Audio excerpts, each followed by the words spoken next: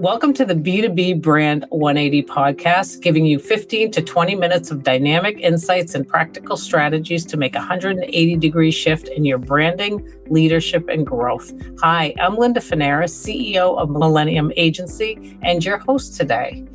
I'm excited to bring in Steve Williams to the show. He's an accomplished leadership consultant, speaker, storyteller, and author of the sixth book, Notorious: Leadership Lessons from History's Most Notorious Leaders. So Steve, thanks so much for coming in today. I'm looking forward to learning some leadership skills from this great book that you put together. I appreciate that. Yeah, I'm looking forward to talking. I appreciate the opportunity. Yeah, it'll be great. So I'll give a quick introduction and then we can get started. So Steve brings 35 years of global leadership experience across manufacturing and business. He's taught at the master's level, and he's known for really translating those really complicated leadership ideas into just practical, memorable lessons for employees. In Notorious, Steve does something bold. He dives into history and examines the most infamous figures, Al Capone, Genghis Khan, Attila the Hun, and even the Hells Angels, not to justify their actions, but to analyze and really understand their leadership effectiveness. What he discovered that challenged kind of conventional thinking is that many of these figures were extraordinarily effective leaders because they deeply understood human behavior, loyalty, power, and execution, good or bad, lessons that still apply today. Steve, I don't know if I missed anything on your background, but I'd love for you to share anything additional that I may have missed. Yeah, I spent 37 years in manufacturing leadership positions, and I kind of been a lifelong student of leadership. And I picked up a book one day in the Milwaukee airport on leadership secrets from Attila the Hun, and I read it on the trip. And that was 20 years ago. And I thought, this is really interesting. Then I kind of just tucked it away. And then when I was looking for an idea for a new book, I thought, well, geez, if there's one guy out there that we can learn things and apply to today's situation in leadership or management, then there's got to be other people out there. So that's kind of what was the genesis of the book and where the idea came from. Yeah, that's great. The audience will have three key takeaways before they leave today. Number one, why some of history's most notorious figures were actually brilliant leaders and what modern executives can learn from them. So we're going to tackle that. The timeless leadership traits that transcend morality, industry, and era, from ancient warlords to modern CEOs, and how today's leaders can apply these lessons ethically to build focus, loyalty, execution in their organization. So even though the world has changed a lot, maybe the leadership strategies and skills haven't changed so much, Steve. So I'd love to jump into that first question. So what initially sparked the idea for this leadership lessons, or all these unconventional figures that you decided to kind of pick and choose to put into your book? Everybody writes about the good leaders, right? John Maxwell's and the Jack Welch's and all the people that have a bit of a positive role model associated with them. And I wanted to take the opposite approach and look at, okay, can I get my audience to separate the bad things these people did from what lessons they can learn? Because even though they were, some of history's most brutal and violent in some cases leaders, they had to be pretty successful to be able to pull that off for so long. And there must be good lessons that we can learn and pull from that and apply to today's management and today's business. And I wanted to cover a large span, like 2,500 years, starting with Sun Tzu and ending with Steve Jobs. I take two lessons from each leader, a unique set of lessons that were, so we didn't duplicate that in the book, and examples of where they apply those lessons, and also where I applied those lessons in my 40 plus year career and either did well with them or I failed. And my hope was that kind of a cheat sheet for people that are in leadership to avoid my mistakes and kind of capitalize on the things I did well as what these leaders can teach us. Right. That makes sense. Because, you have to reconcile, I guess, these notorious actions with positive leadership and what works and what doesn't work. And when you really look back, like if you take a look 30 years ago, leadership skills were a lot different than they are today. And every generation, it just continues to change. when you look at your book, like you said, it spans centuries from Genghis Khan to Steve Jobs, big differences in context. What do you think the most important leadership characteristic is that they all shared that you can bring to the audience? A couple of things that really stood out. One, there was a common theme that I found on every single one of these leaders is, even though they were known as brutal, bad guys and girls, they first tried to resolve things peacefully, and they only resorted to violence when peace didn't work. So I found that really interesting, because you don't think of people like Attila the Hun wanting to negotiate a peaceful settlement, right? You think about him going in and being brutal and conquering. The other thing that ties it all together that absolutely applies to any situation today is the biggest takeaway is modern leaders need to walk the walk.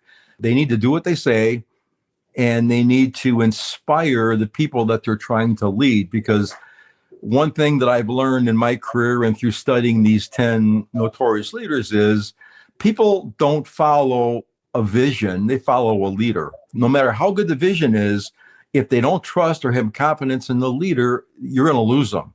And that's one of the biggest takeaways I think that apply to modern business and modern management in any company, whether it's a mom and pop or a Fortune 500 company.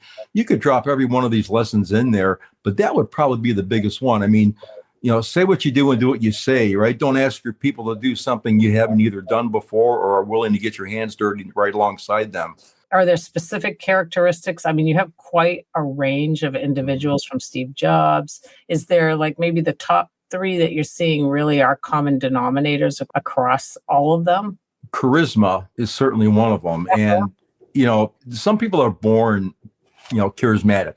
For the most part, you get what you're born with, right? You can't really develop charisma. You've either got it or you don't. But what you can do is, if you're unfortunate enough not to have been born with it, what you can do is learn to be more aware of your situation, more aware of your surroundings, more aware of how your words impact others.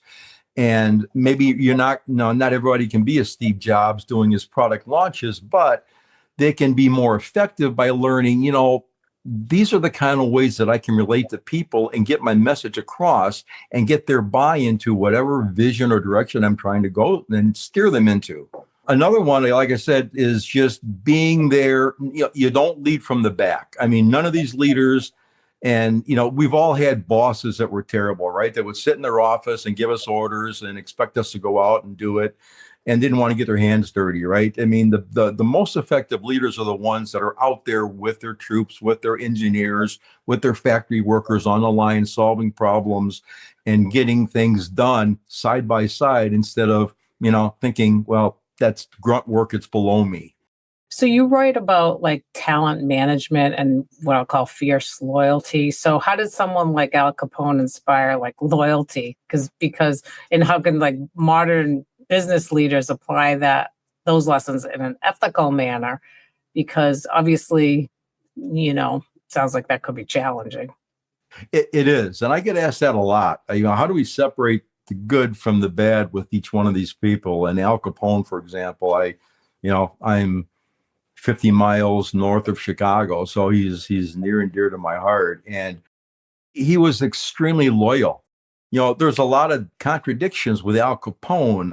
He's probably the most well-known gangster or mobster of all time, but he called his mom every day to check in on her. Right. His people were fiercely loyal because he was loyal to them. Anybody that messed with any of his people tended to disappear. By the same token, anybody that was disloyal to him and his organization also felt some severe consequences. So I think loyalty and trust are probably the 2 biggest reasons that he was so successful. He was consistent. He treated everybody the same. If his top guy messed up, he would face the same consequences as somebody that's working out on the streets. He treated his people consistently and fairly. And they all knew what they were getting into when they worked with Al Capone, right? He had expectations. He made it very clear. And he rewarded them handsomely and was loyal to them as long as they followed the rules.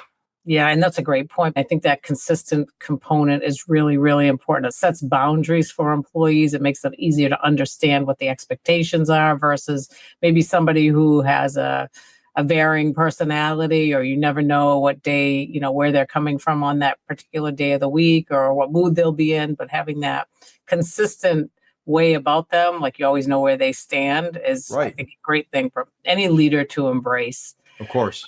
So a recurring theme in Notorious is sort of the willingness to shatter the status quo. How can leaders actually disrupt effectively without creating chaos and undermining like a healthy organization? One of my favorite consultants in management is a guy by the name of Tom Peters. And I was at one of his seminars one time, and he made a statement 30 years ago that stuck with me. And he said, if you want to hire a needle mover, don't hire a 4.0. And it took me a while to understand what he meant in my career. And what he was talking about is perfectionists, people that basically stay inside the box and they follow instructions, they follow rules. And you've got to have those people in a successful organization. But if you want somebody to think outside the box, in other words, and take you to the next level, you got to have somebody that wants to color outside the lines and take risks. So I think that, my experience has been that leadership takes somebody that's willing to put themselves out there and know that they may not make the right decision, but they're willing to make it anyway and live with the consequences, and also be able to pivot and realize, hey, that was a bad decision. I screwed up. I need to reverse myself and come up with a plan B. So that probably are one of the things I find most interesting that's a parallel from all these people to today's managers is, being able to make those kind of choices, stand behind them, and admit when you're wrong. The other thing that's important that I see so often today with managers, and I work with hundreds of companies, is poor managers, the insecure ones, they like to surround themselves with yes men and women, right? Mm-hmm. People that'll agree with them. Great leaders like Sonny Barger and some of these other guys on the list and girls, they know they don't have all the answers, right? They want smart people around them. And I have always tried to hire people working for me that are smarter than me. Mm-hmm. Insecure people are threatened by that, right? They don't want, they're worried for their job or whatever. I want the smartest people I can find working for me. I want them to want my job because that means I'm going to move up. I think weak leaders today, that's what plagues us, is they're afraid to surround themselves with people that are going to push back when they have a bad idea.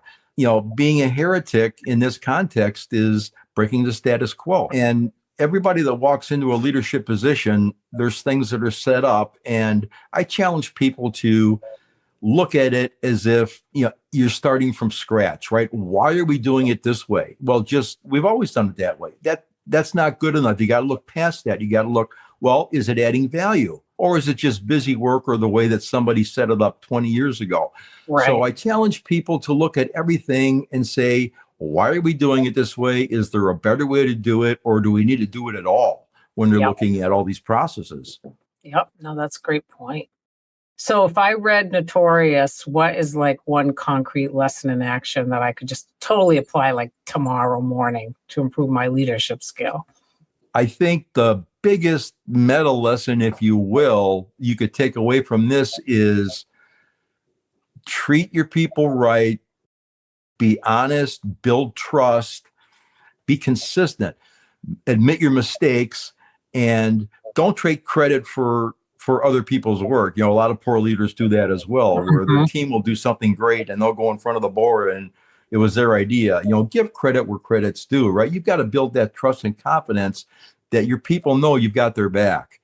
Right. And walking the walk is probably the number one takeaway, right? Lead from the front, not from the back, and be true to your vision and to your employees. Yeah, that's great advice. So Steve, I have like 5 rapid fire questions, which you have to answer yes, no, or with like a line or two. So, okay. One leadership myth most executives still believe. One myth they still believe is that they've got all the answers, that their way is the only way, right? That's probably the number one. Sorry, that was more than 2 sentences. No. That was it. Yeah, that they believe they've got all the answers. But what's the most misunderstood trait of great leaders? Is that leadership is a skill set that can be learned, right? Most people think you got to be a born leader to be a great leader. Not true. You can teach these lessons, and I can take anybody that just started at a company and make them into a very good leader. Awesome. One historical leader every CEO should study, and why? I would say Sonny Barger of the Hells Angels. Okay. And because he managed one of the toughest groups of people in the world for 50 years, and he did it by giving his people the freedom to screw up as long as they learned from it, and by giving everybody on his leadership team a voice at the table. He wasn't a dictator. He wasn't a tyrant. He didn't rule by committee, but he took in their input to make a better decision. What's the biggest leadership mistake you see like consistently today, like over and over and over again? It's not surrounding yourself with the best people, not trusting your people to do the job, right? People micromanage too much, right? Hire the right people, train them, be very explicit in what the expectations are, and then get the heck out of the way. Yeah. I guess I have one more. So what's one Sure. word that defines effective leadership across all eras? Influence. One of the things that I learned from John Maxwell that I studied under is leadership is influence, nothing more, nothing less. That's great. Well, Steve, thank you so much today for such a great, fascinating, thought-provoking conversation, and for challenging how we actually think about leadership history and actually human behavior, and looking back to see what worked and what can work today. So I would love for you to share with our audience how they can learn more about your work or buy a copy of Notorious, and how they can get in touch with you. Sure, absolutely. Appreciate that. So, I mean, you can buy it any place that books are sold, but if you go to my website, Steve Williams Author, all one word, stevewilliamsauthor.com, you get an autographed copy, free shipping, just like anybody else. And if they mention your show when they place the order, they'll get a 10% discount. Awesome. Great. Thank you for listening in today. And if you enjoyed this episode, please hit like, share, comment, or subscribe, and keep elevating B2B leadership together. And if you're ready for your own brand 180, you can visit us at mill.agency or lindafinaris.com. And we'll see you in the next episode. Thank you.